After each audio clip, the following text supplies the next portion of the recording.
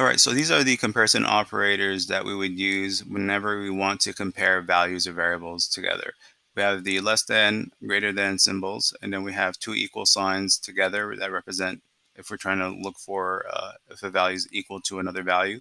And then we have the greater than equal to, less than equal to, and then not equal to. So this right here with the exclamation mark following the equal sign represents not equal to. So we can compare values of the same data type. So if we have something like a integer and a float. Now this is in a higher level category. We're dealing with an integer and a float. These are both under a numeric data type. So this will be allowed. And when we run this, we'll get a Boolean value. So we have either true or false. So this is a data type, just like we learned other data types such as a list, a dictionary, a string, and so on. Boolean values are either true or false. Now, let's go on and just next cell here. So we can also compare variables. Now, if we were to assign a value to a variable A and another value to the variable B, and I want to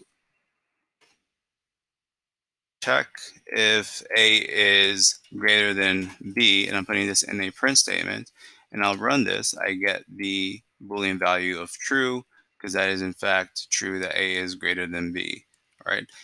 Now, when it comes down to the equal sign, or the testing if two values are equal, two variables are equal, since I already have my defined variables here in this previous code cell, I can say something like A and then two equal signs B and run that cell, and I get false. Now, I know that the only line of code that is in my cell here is testing this expression if A is equal to B, and that's why I have the false.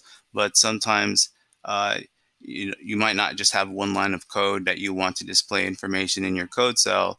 And if that's the case, if you have different lines of code and each line is going to have a print statement or needs to display that information in the output, you need to make sure that it's in a print function. So it's always be on the safe side and put these things inside a print function. So A is not equal to B, and so we got that results false. Now I can do the same thing and put A, then with an exclamation mark, equal sign, B, and it will return the Boolean value of true because A is not equal to B based off of these definitions that we have here.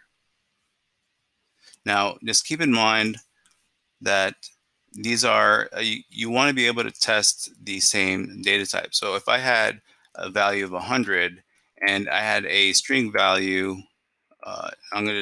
I'll say this right here, equal to sign, and I put in a string the value 100. And if I try to output that information, I get false because it's reading this incorrectly. It's reading this as a string, so you definitely want to be careful when it comes down to something like this. So this is actually not an error because we're saying is 100 equivalent to the string 100, and it's not. But now if we're trying to say 100 is greater than uh, the string 100, and if I try to run that, that will give us a type error, right? So be careful when it comes down to using comparison operators. So comparison operators are used a lot within if statements, and an if statement is used to assess if some condition is true or false, and then based off of that result, it will execute some block of code. Now here we have a some pseudocode, and this is in just plain English what we're trying to get the program to do. And then based off of the pseudocode, we would write our code. All right, so here it says initialize a grade variable to 73, and then the next line it says here, if grade is at least 73, display pass. All right, so then going down here in line 9, I already have a grade variable and I assigned it to the value 73. So this initialize a grade variable to 73 has been taken care of right here. So that's been initialized, and then I'm going to hit enter, and take care of the rest of these lines of code here. So it says if grade is at least 73. So then I'm going to enter the keyword if. This is a Python keyword, and I'm going to type in the actual variable. So if grade is at least 73, so then now I need to put the comparison operator. So at least means it's going to be greater than, equal to 73.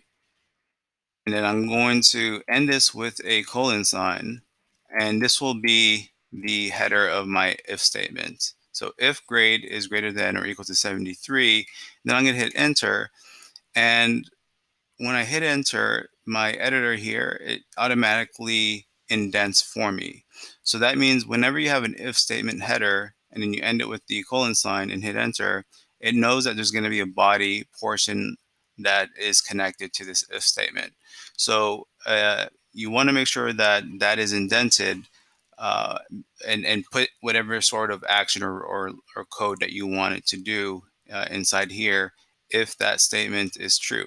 So if this is in fact true, then I want it to print out the word pass. So that's going to be a string. Just be careful. There is a keyword called pass in Python, so you never want to use that a keyword as an actual variable. So make sure that this is printed out with as a string, and I'm going to now run this. So the output is here, and based off of the condition that I set here using this if statement. Keep in mind that every if statement will contain a body. To better conceptualize the if statement, we could refer to the flowcharts that are typically used as an example to give a better understanding of what's going on in the back end of the program. So here in this flowchart, we're going to start off with the expression, in our case, if the grade is greater than or equal to 73. If it's true, then it's going to go off to the body where that indented code is, and it's going to execute. And then once it executes, it's going to go off to the next line of code. Now, if that expression happened to be false, then what's going to happen? It's not going to run the code that's inside the body. It's just going to go off to the next line of code. So what we have here, if this was to be false right here, then if assuming that we have extra line of code here in line 12, it would automatically jump into that line of code and not worry about executing the print statement. But since it was true, it went into the body and printed that out. Okay, let's take this a step further. And now in the pseudocode, we have an additional line saying that else display fail. So if the grade is at least 73, display pass. And then the next line says else display fail. So I have the same code that I ran previously. And just to give you an example of what would happen if we did not have this line of code as part of connected to our if statement. So if we were to have a grade that was, let's say, 65, we know 65 is not going to be greater than 73. So when I run this line of code, nothing's going to output, right? So we know it's false, but nothing happens after that because we didn't tell our program to do anything. So we want to include an else clause where it's saying else display fail. And the way that you do this is right underneath the if statement, right after the body of the if statement, you're going to outdent, make sure it's not indented. And you're going to put the else keyword and then end this with a colon symbol. And once you hit enter, there's going to be an automatic indentation. So this is going to be the body of the else clause, the else statement right here. And I'm going to enter print L. So now I can run this, and if the condition is not true, then my program is going to go here and execute this line of code. So this is why we call it control statements, because based off of the condition, the program can be in control in terms of what blocks of code to execute. So it's not going to execute this block of code in the if statement. It'll go off to the other block and execute. So taking a look at the flow chart related to the if-else statement. So we have our expression where it's testing the f header, right? If the grade is greater than or equal to 73, if it's not, right, in our case that we just had, it was false, it's not. So it's going to go to the body block of code in the else clause and then execute that and then go off to the next line of code underneath the else clause if there was any. So now if it was true, obviously then it would go into the body of the else clause and execute that and then go off to the very last line of code after the if else statement. Okay, so going back to the code here, if we had some more, let's say I have another print statement, I'm just going to say last line of code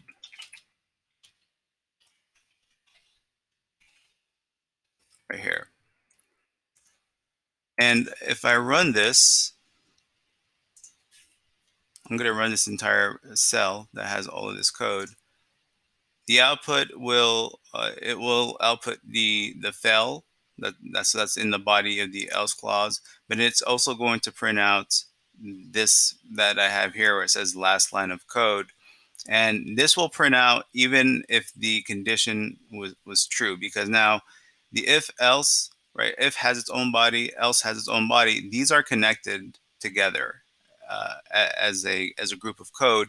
But then the next line of code after the if else bodies they're not really connected to the if statement, so it's going to print regardless if it is true or false. So going back here, if I were to say 95, we know it's going to be a pass, and it's going to say pass and then last line of code. So that's what this flowchart is saying, that it's going to either execute the body in the if or the body in the else, depending on the result of that condition, and then jump into the next line of code after the if else statement. Here are two other operators, and these are labeled membership comparison operators. And it's the word in and not in. And these are typically used for sequence type of values or data types. So, for example, a list, a dictionary, a tuple, and so on. So, let's say, for example, we have this list where it contains just a different type of letter grades, and we want to check to see if a particular letter grade is inside the grades list. And it's very simple. So all you need to do is just indicate whatever value that you're interested in. So if I'm interested in the value of, let's say, C, then I'm going to type in the string value C, because that's how these elements are inside the list. And I'm going to follow that by the keyword in, and then enter the grades variable. That's the sequence data type variable, right? So if I were to run this, it will return a Boolean of either true or false. And we have true, and so it's saying that C is in fact inside this sequence, inside this list. You can do the same thing, apply this with something that might not be in there. So let's say M, I'll get false. We could say M not in grades, and that will result in the value true, because we know that M is not in the sequence that we see in front of us. All right, so that's how you would use the membership comparison operators. Again, these are things that you would use on sequence data types like lists, dictionaries, tuples, sets, and so on. It is actually possible to test it out in a string value. So let's say we have programming for analytics. And if I run this, I get false, This is case sensitive, so even though we do have lowercase m's, here I'm saying a capital M, and that's why it returns the Boolean value of false. Let's say we have a dictionary. I'm going to create this dictionary by where the key is going to be titled section 1, and then its value is going to contain the grades variable that I have here. So I've already defined it in this cell. I'm not going to have to define it here. And when I run this, let me see if I can run this here. This is what the output looks like, right? So if I want to check and see if a particular key is in the dictionary, put this to the right of the keyword operator, and when I run it, it will shoot out true or false. Here it says false, and that's because it's misspelled. So let me go ahead and correct that, and then it says true, right? So this could be done on a range of data types. Okay, so let's go ahead and see how we could use the if statement and membership comparison operators together. So let's say, for example, we have a variable that's defined, and it's a list variable of grades. Okay, so I have this here. And underneath this, what I want to do is I want to search for a particular grade. And if that grade is there, I want it to print out true. So I'm going to use the if statement to do this. So I'm going to enter the if keyword followed by whatever type of value that I'm interested in that's inside this list. Let's say, or it could be possibly even outside depending on what it is that I'm trying to do. Well, let's say, for example, I'm going to go ahead and say if the letter B in grades. I'm combining the membership operator. I'm putting this inside an if statement. I'm ending my if header with a colon sign. I'll hit enter. It's indented. And so if this is true, what do I want the program to output? So if I say output true, and I'm putting this in strings, and if I run it, I get the value true because B is inside grades, right? So I can also put something like F and run. Nothing's going to output because there is no else else clause in this if statement, right? So if we want to include that if statement, that else clause, then we can go ahead and do so by entering the else keyword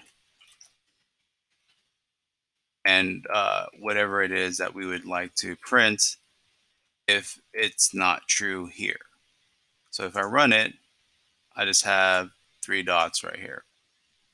So here we have a grades variable that's defined. Now, if we had a list that and it was not inside a variable, it's not stored inside a variable, we can still apply the membership operator as well as the if statement. So let me demonstrate what I mean by this.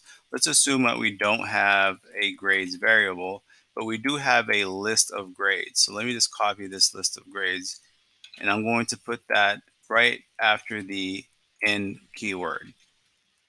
So this is another way that you could write this in Python where we don't have a defined grades variable, and it will still check to see if a particular value is inside that sequence, and if so, then it will print. If not, then it will print something else, right? So when I run this, you can see that it executes just fine. Okay, so let's take a look at the Boolean operators, and I have 2 of them here. We have the keyword and the keyword or.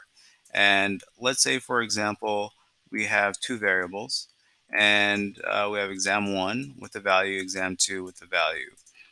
And the reason why these are called Boolean operators is because they, whatever it is that it's assessing 2 Boolean values. So let's say, for example, that we want to know if exam1 is greater than or equal to 73. And at the same time, we also want to see if exam 2 is greater than or equal to 73, right? So this expression that we have here, it's first going to look for this Boolean value based off of this condition. It's going to use the comparison operator greater than or equal to and figure out if it's true or false. And then it's also going to check for this one. So this is also going to have a true or a false as well. So it's going to be comparing two Boolean values, and that's why we label these as Boolean operators. So when I run this, I get false, right? So that's because in order for it to be true, then both conditions, this one right here for exam 1 as well as exam 2, need to be true for it to shoot out a true. So if we were to change the keyword from and to or, that means only one of these need to be true in order for the program to output the value true.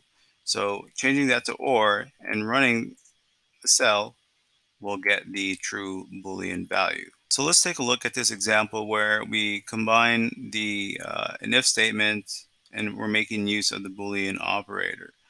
So we have the pseudocode, and it says here initialize exam 1 to 73, initialize exam 2 to 50, and then says if exam 1 and exam 2 is at least a 73, display course complete. Otherwise, display course incomplete.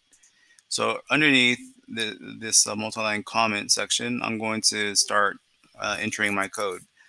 And I need to initialize these two variables. So I'm going to define them and assign it a value. All right, so I have initialized the variables. Okay, now I'm going to type in my if clause. So it says if exam 1 is greater than equal to 73 and exam 2 is greater than equal to 73. And let me just put a space here. I don't have to, but I want it to be as clean as possible. End it with a colon and then put in the body. So in the body, I want it to display course complete. All right.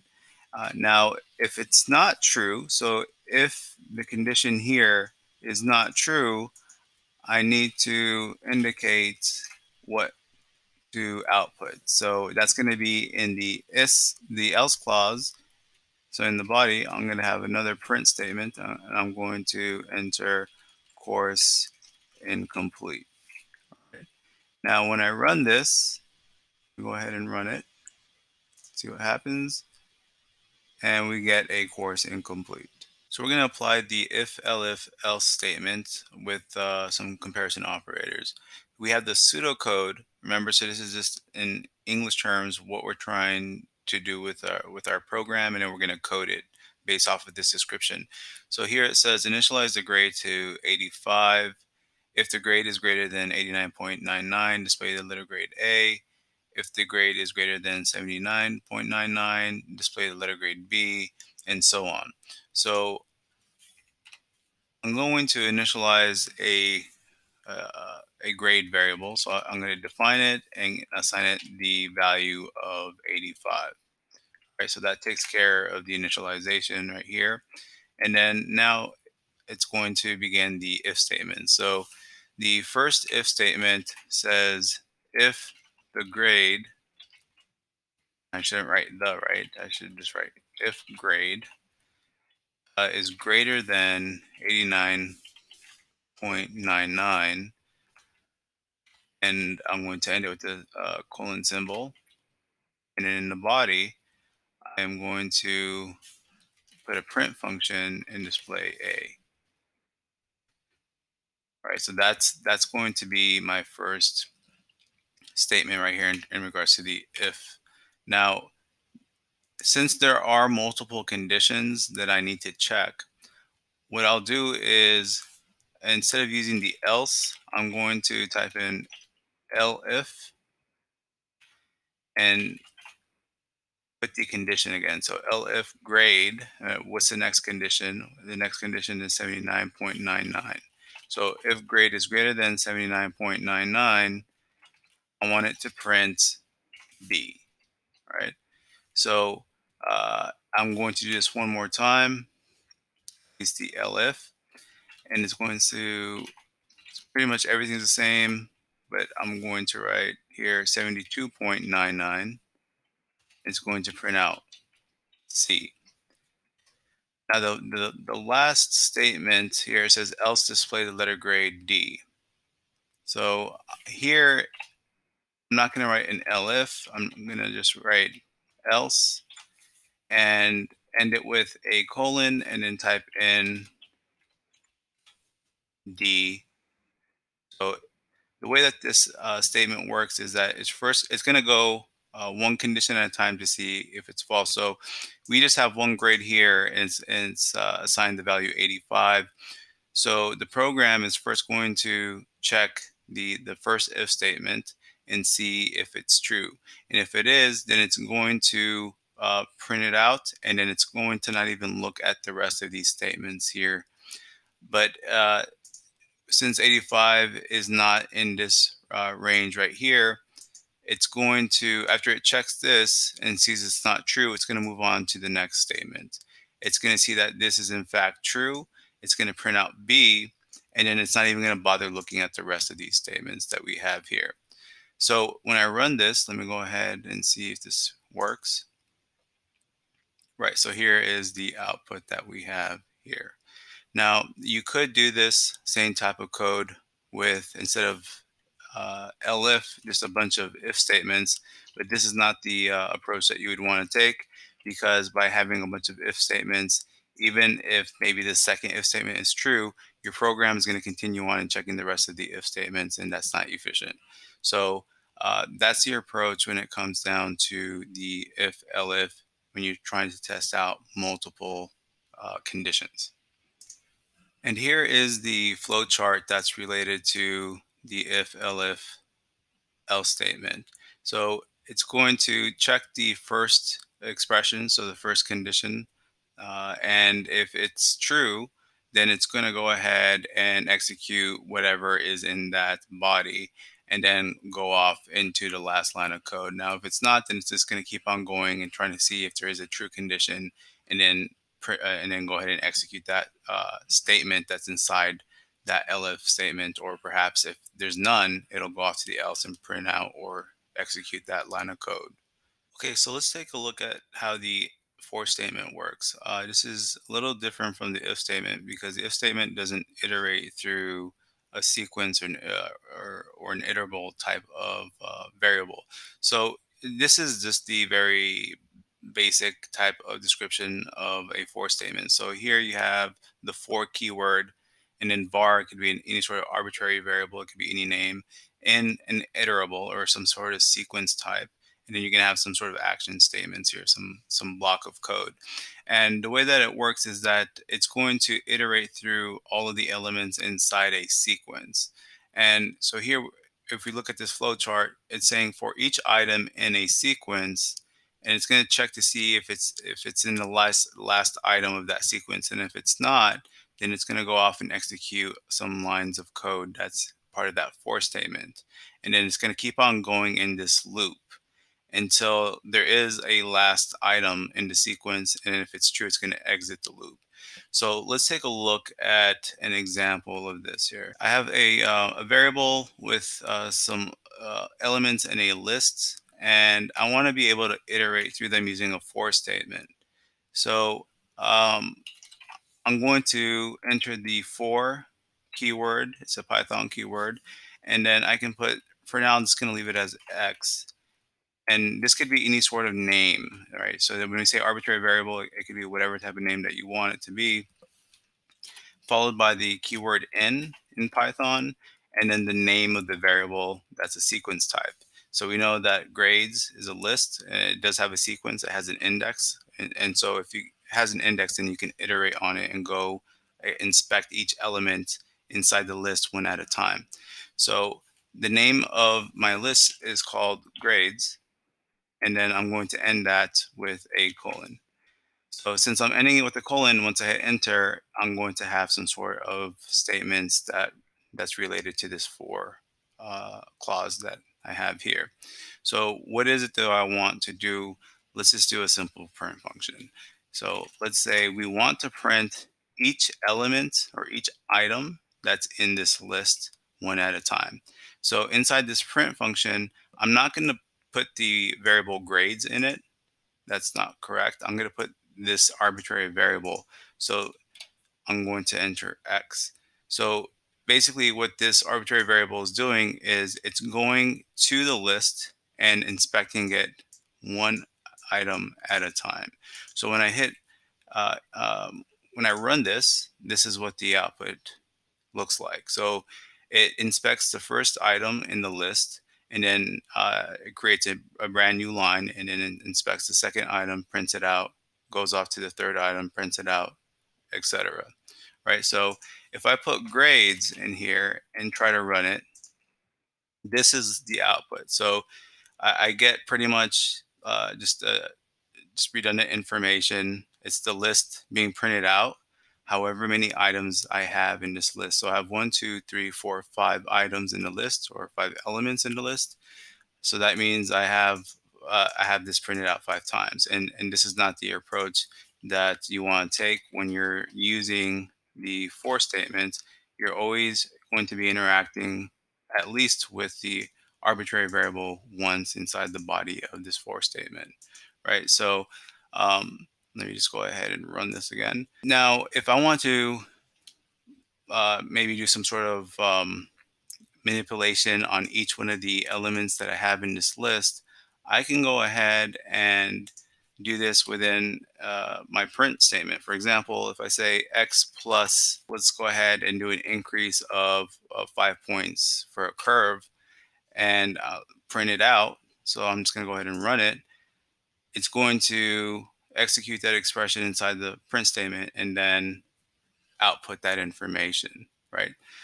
And so I could also create a variable, and it would store all the new information here. I'm going to go ahead and demonstrate that next. So let's say, for example, I have a list called new grades, and I'm going to initialize it to be a list, but it's going to be an empty list. So one way that you could do this is by opening and closing these square brackets. So this is how you would initialize a brand new list without any sort of items or elements inside of it. Now, let's say, for example, that I want to curve 5 points. And so what I'll do is, instead of printing it, I want to first I want to add 5 points to each one of those grades, right? So once it does that addition, I'm going to append that inside this list. So for each grade, it's going to add 5 points and then store it inside this list here. And so the way that you would want to do this is you would call that new, let me just go ahead and delete this. You would call that new list variable that you've defined right before the for statement. And inside, there are different ways you can code this, but one of these ways is using the append method. So for example, the append method on a list is written like this, right? So it's the name of the variable, dot, and then the name of the method. Then you open and close the parentheses. Here in the append, I'm going to say x plus 5. And after that, what I want to do is I want to print out all the elements inside that list. So I'm going to say print new grades, and I'm outdenting this. It's not gonna be part of the indentation. So it's not really part of the for statement. So the for statement actually ends here, right? So I'm gonna go ahead and run it. And if I get an error, then I'll troubleshoot it. Let's see what happens. All right, so it looked like it worked out just fine. Now, really quick, since I do have this print statement outdented, and that's the correct way of outputting any sort of information, um, as a final result. Let's say, for example, that this print statement is not outdented, but it's also going to be part of the body of the for statement. And let's see how the result looks like. Right. So we first have the first line is just the element 100. So it's the 95 plus 5, right? And then there's a new line where it has the 100 again, but now it has the next element of 73 plus 5. So it'll keep on doing this increment by one and giving you eventually that last line where it's the result that we're actually looking for. So whenever you have whenever you have to print out information that's coming out of maybe the for statement, you did some manipulation on a variable and you want to print out the final output of that variable, you don't want to include it as part of the body in the for statement, outdent it. So I'm putting an extra space just for clarity, but the moment that it's outdented, then it's going to execute and output the way that you want it to. All right, so I want to demonstrate how to combine the for statement, and inside the for statement we have an if statement. So these are generally called compound statements. Now here we have the pseudocode where it says initialize a grades list, initialize a counter to 0, and for each grade in grades, if the grade is greater than 89.99, add 1 to the counter and then display the total count. So let's assume that the grades list is this right here. So we have a list and we're going to assign it to the grades variable. So that takes care of this line. Then it says initialize a counter to 0. So I'm going to create a variable. I'm going to call it counter, and I'm just going to put the value 0. So eventually what it's going to be used for is I'm going to be incrementing 1 anytime there is a particular value of interest. So that takes care of that line. Then it says for each grade in grades. So that means I want to put in a for statement, and let me write for each grade in grades. Now here is the arbitrary variable, right? So that could also be anything, any name. I could put X, I can put Y, but to be descriptive, I'm looking at each grade in the grades list. So that's why we have singular and then we have plural here. And in the body of the for statement, I am going to now focus on this line. So it says if the grade is greater than 89.99.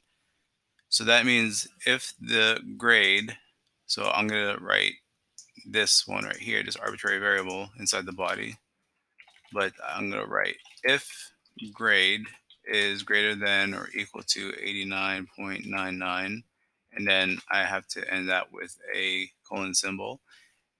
And inside that, I have a body statement for that if, right? So here I'm going to add 1 to the counter. So this is the counter. It's been initialized to 0, so it currently has the value 0 in it. So to add 1 to the counter, what I'll do is I'm going to call the variable counter, and I'm going to say equal to counter, which is currently the value 0, plus 1.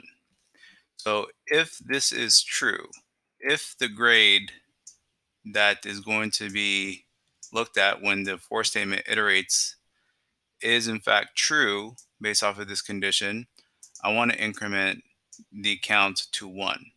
All right. So that takes care of that line of code. Now, the last line says display the total count.